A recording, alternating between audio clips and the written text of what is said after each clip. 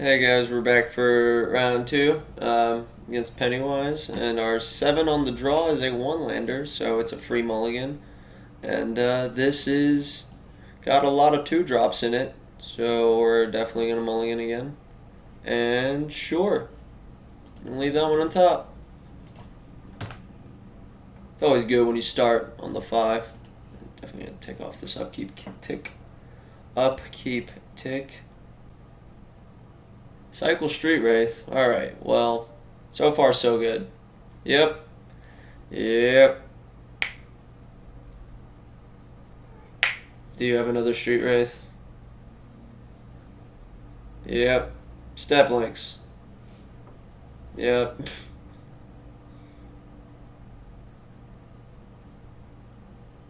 Alright, I like bolting the step links, but because he definitely didn't see us have lightning bolt. Now I'm not sure if we're gonna die next turn. I don't think there's a way he can deal 21 or 20 or 19 for that matter. Like involves but comments and like. Alright, fetch land it's a 4, but comments it's a 10. There's gotta be something else I'm missing. 2 mutagenic growths as well. Yeah, I don't think he can kill me next turn. I think I'm just gonna leave up this bolt and go upstairs at the end of his turn. And then Searing Blaze him and his guy next turn.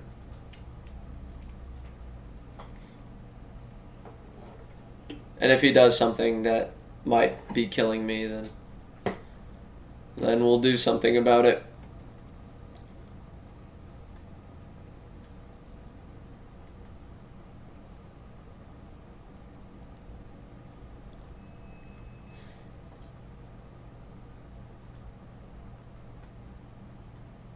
Pain life. Alright.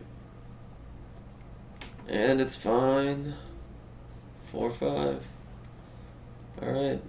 Hit me with your Goyf. 1 mana. Alright. So truly the race is on. Alright. So if I'm pretty sure if I Searing Blaze him and Death Shadow doesn't die because the damage happens at the same time. But I definitely don't think I'm doing that anyway because it'll be a 5. So send this to 8. Pretty sure I'm dead next turn. Yeah. So our turn punished. Our turn to 1 play was probably Sacred Foundry Shock and Bolt the Step Links instead of what ended up happening. Yep. One of those live and learn moments. So we're just dead on board now, right?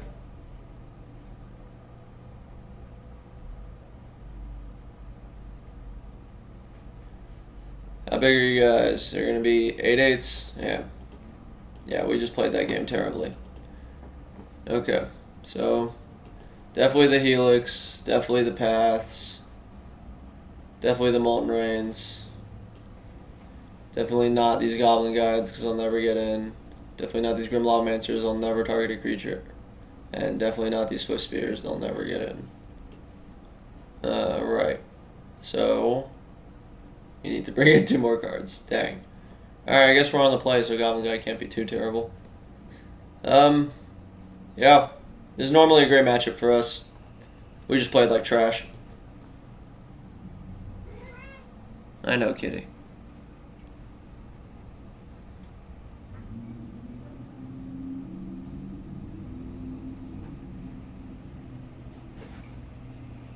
Our opponent, mulling over, had a sideboard. Not really sure which life gain spells he's bringing in, but I would be remiss if he had none. Maybe we just get slow rolled for another 2 minutes, who knows?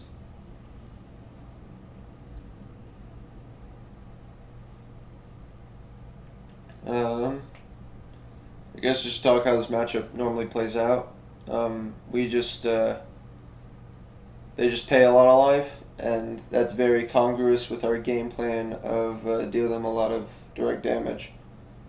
And normally the game's over by turn 3, 4, unless like both players are really petering out, because it's hard for both of our decks to be doing what they're doing, or at least one of our decks to be doing what they're doing, and not end the game by then. Alright, yep. Alright, this hand is hot garbage. Oh man. Well, we will probably... Well, we'll get to make use of our scry, so there's that. But if we don't hit a land, we're not playing Magic. We do have one of our 2 Goblin Guides in our deck on turn 1, and our opponent kept his 7. So we're probably dead anyway, and we have to get lucky to win this game regardless. So we're just going to keep and hope we hit. There it is. Better lucky than good. Now we just have to get lucky and win the game, instead of just getting lucky to draw it. Alright, giving him a card. It's definitely something I'm not excited about. Hopefully the Searing Blaze is going to be very backbreaking. Jackal Pup. Play Jackal Pup. Jackal Pup.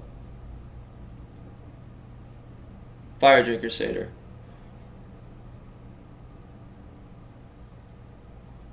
Nothing?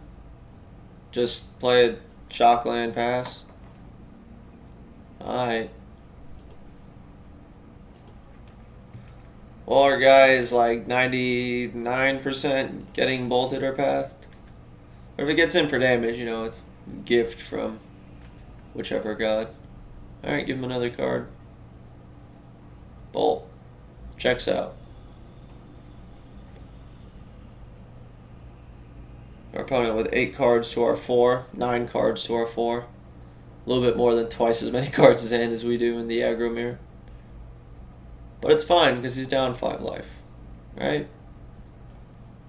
Great thing about this matchup is it always ends quickly. Wow, got his basic. Wonder what's up. Sure. You gonna get me for 1? I'll take 1.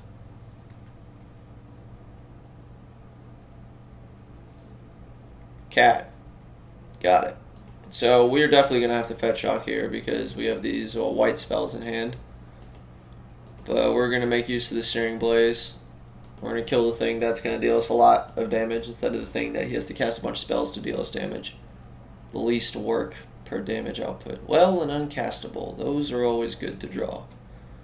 So we're going to pass turn, and if he does something crazy, we'll try to Helix Swift Spear, and if he doesn't do anything crazy, then we'll just Helix him.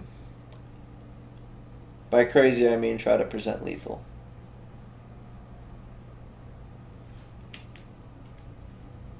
Alright, that's that card we knew about. He still has 1 Bloodstained Mire in hand.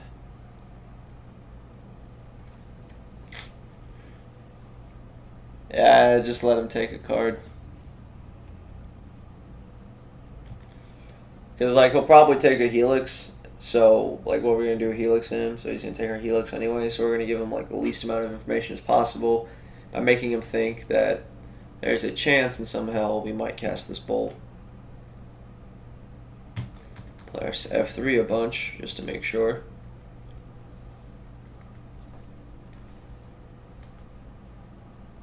And, you know, we're not killing the Swift Spear because we'd get blown out by Mutagenic Growth or any of the other pump spells he could probably be playing. Alright, bolt. Any bolt. A bolt. Alright. I mean, I'll never complain about drawing Boros Charm, but, you know, definitely not exactly what we wanted.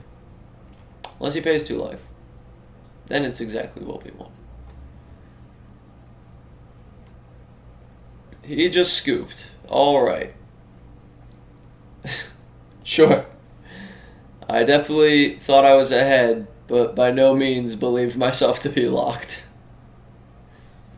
I was a become immense and a battle rage away from dead. On the draw, I like these goblin guides much, much less. And I think I just have to bring in goddamn Grim Lobmancers.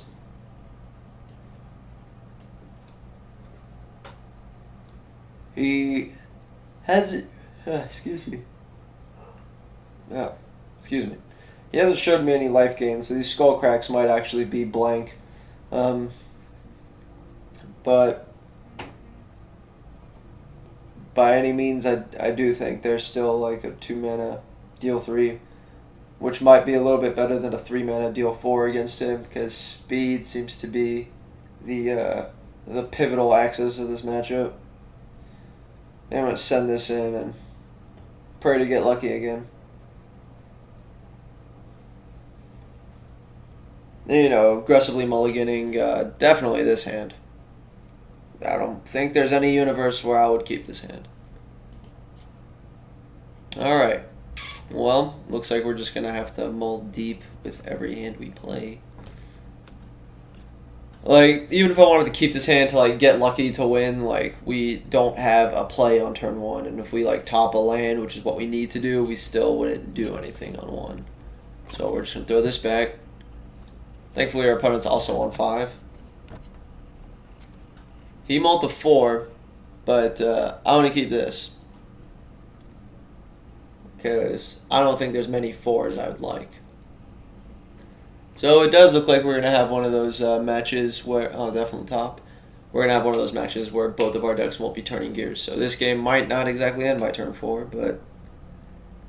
You know, I could definitely be wrong. He could just have the nut 4.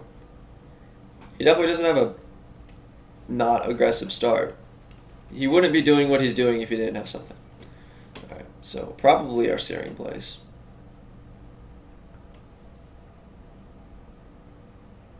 Understandably so. Card is insane. And card advantage. We're going to play Arid Mesa and pass. So, he could have Surgical Extraction in his deck, just as more free spell. Ugh. Alright, sure. Not a bad 4, I guess.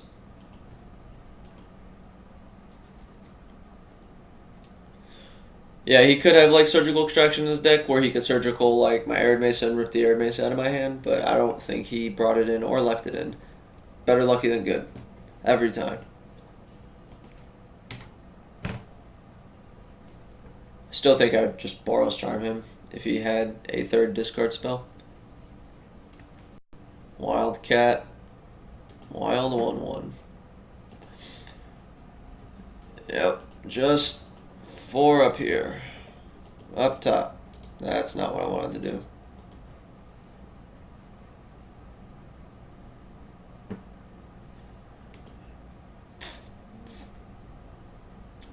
So, like, the dangers of him untapping is he might get, like, a blue mana to Unified Will me or Dispel something, but I think that's one of those, well, we're going to have to risk it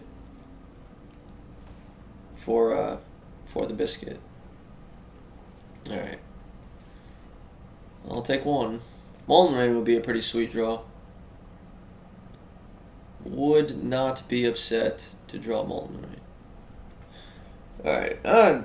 We don't get a lot of opportunities to kill a Death Shadow, and I'm definitely going to take it while we have it, because that thing could kill us immediately. And I really hope I don't draw my Searing Blaze to punish me for what I'm doing. But it's okay, because I drew another land, so I'm not going to get punished for the Searing Blaze I'm about to draw. Man, turn 5? What's going on? Alright. I don't know if I want to path my opponent. think I'm okay with taking 1 for another 18 turns. I'm sure I'll draw a burn spell by then. There aren't that many lands in my deck.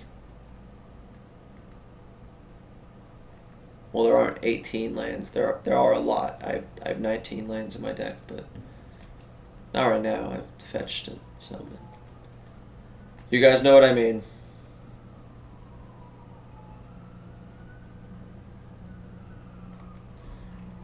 Yep. Poke me once more. Just gonna go up top here. Another Path to Exile, huh? This is the danger of boarding out like burn spells for these reactive cards. You end up with this handful of reaction. Yeah, which one of these do you want? Which art do I get to keep? Alright, I guess I get to keep this art. Yeah, I'm totally okay with you hitting me for 1 forever. P unfortunate, but you know, what are you gonna do? Think I'll fetch for a tap Sacred Foundry at the end of my opponent's turn. Speed his clock up by 1 whole turn. I now have a Arid Mesa in my hand to trigger landfall when I need it. It may give away what's in our hand, but I don't care. I don't think thinning is like that important. Like it's nothing to write home to mom about, but percentages count when they count. Alright. Just not gonna cast that yet. Again, the danger is he could untap and Unified Will, but I think he's just gonna fetch and just say, oh well, I hope he doesn't have Boros Charm. And which time I will show him my Boros Charm.